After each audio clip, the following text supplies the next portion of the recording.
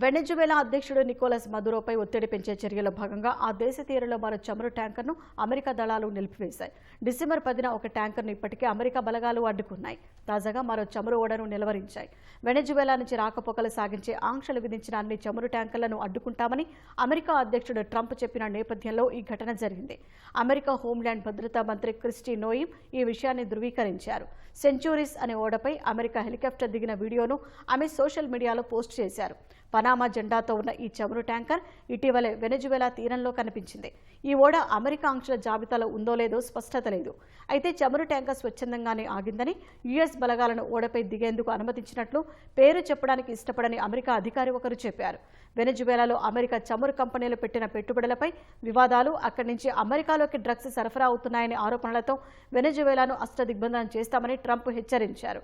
తమ దేశ చమురు కంపెనీల నుంచి స్వాధీనం చేసుకున్న ఆస్తులను వెనెజువేలా తిరిగి ఇవ్వాలని ట్రంప్ డిమాండ్ చేస్తున్నారు.